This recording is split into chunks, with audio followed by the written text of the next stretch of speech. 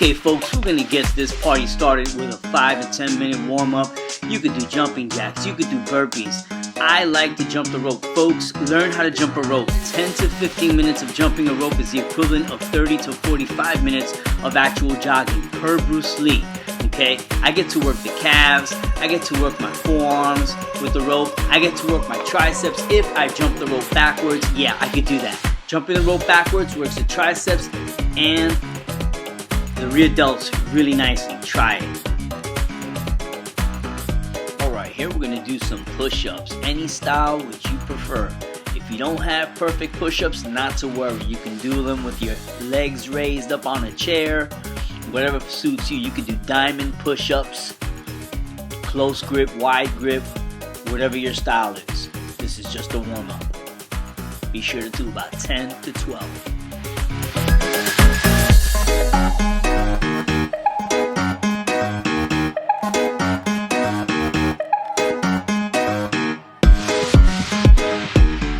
Alright, now here's where it gets real, folks.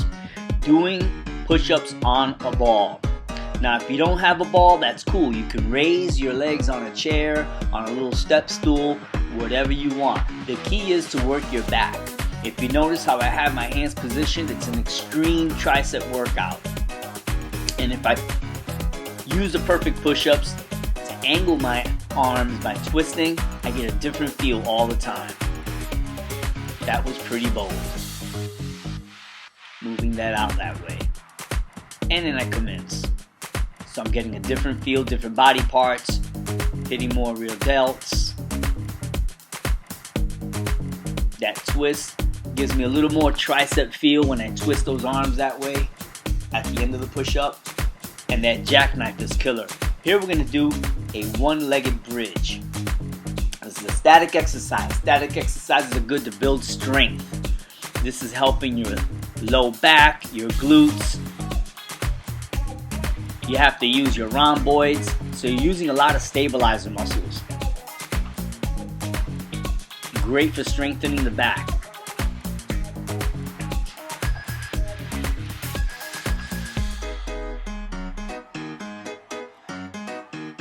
The goal is about 10 to 12 of all of these exercises, and here we're going to do a cross ab workout. So I'm putting pressure on the ball with my arm and my leg while simultaneously crunching, exhaling. Try not to use your neck. You notice my neck is very still. I don't use it for momentum.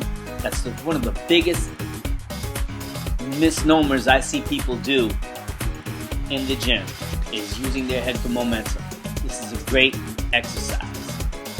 Also helps cognitive ability because you're using diagonal body parts. Going back to the hamstrings, now I'm doing a one-legged curl. It's an excellent exercise for building the hamstrings. You notice I'm moving the ball around to get a different feel on those stabilizer muscles. Definitely a unique twist on hamstrings. You're using your glutes, you're using your low back. You're incorporating over 7+ muscles, including your core. Your core has to be stable. You have to lift up your body with your abs. So your core is under constant dynamic tension, folks.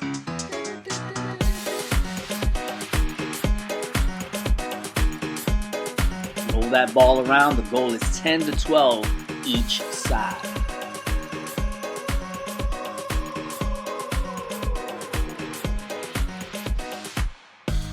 Classic crunch on the ball. I start off with a classic crunch. Once again, never using my head for momentum. My head is very still. I make sure that the low back of my back is on the ball. I don't roll the ball. I try not to, and I try to get as much leverage on the ball as I could. If you sit too far forward on the ball, you won't feel your abs. This is just enough. And those little punches, trust me, they really work on the obliques and the intercostals. Make sure to breathe out on each punch. Notice how I go down very slow on the ball, and I'm not moving the ball too much back and forth. It might move sideways on those. Take a brief stretch.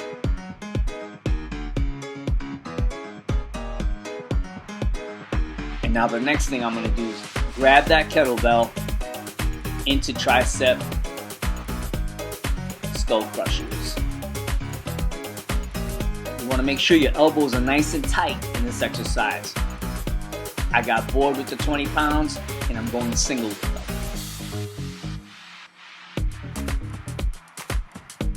Now, just the fact that my body is on that ball, I have to also use my abs and my core to stabilize me and keep me on the ball.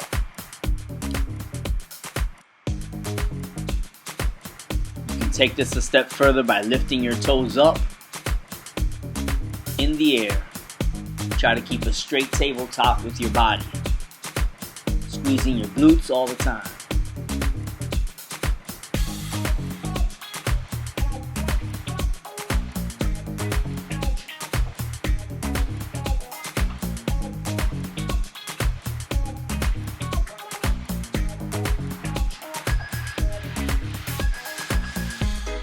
Right back into some more core work. Punch and crunch, punch and crunch, punch and crunch.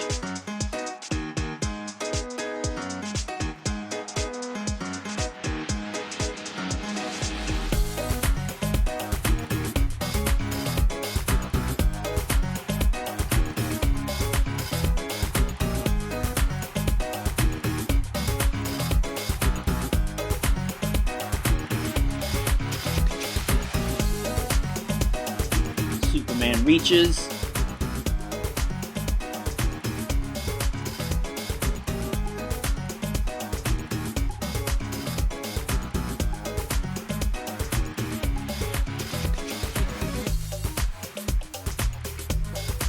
Dumbbell pullovers, this time with a kettlebell, tricep extensions.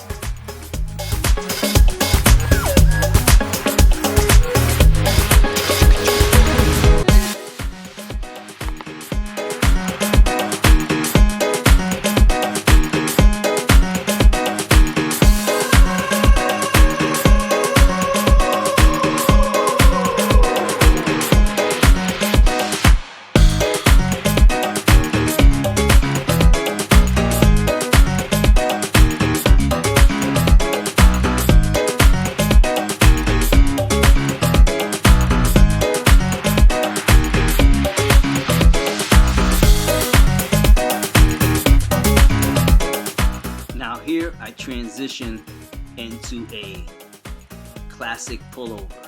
Usually it would be a dumbbell, but in this case we're using a kettlebell. And the slower you work it, the better it works. Now the interesting thing about this exercise, it also hits the triceps on the inside really nice.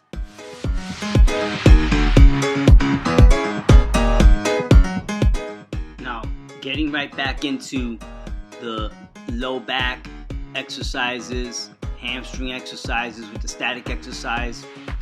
I have to keep my abs engaged. There's just no way I could do this without engaging my abs. You want to shoot for about 10 to 12 of these. I've had chiropractors tell me that this is an excellent remedy for their clients' back pains. And going right back into those abdominals. Putting pressure on that ball with my hand, I'm really feeling a deep crunch.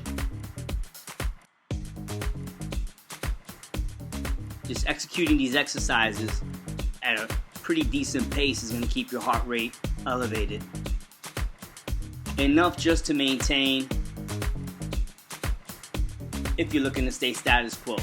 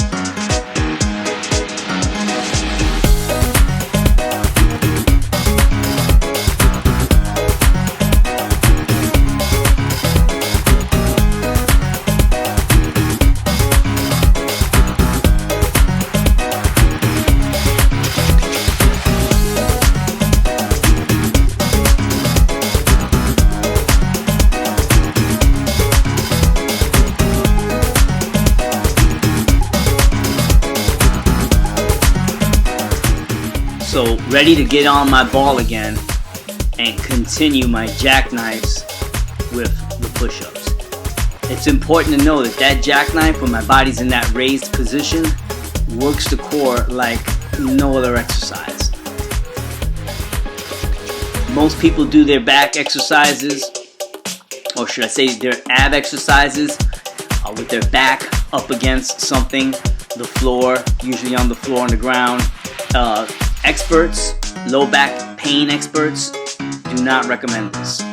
Anytime anyone continuously does ab exercises on the floor with their back against the floor, you will at some point begin to feel back pain because the core is not being activated. You're not really working the abs. The abs are very layered muscles. There's layers upon layers upon layers upon layers of muscle. Henceforth, they call it the core.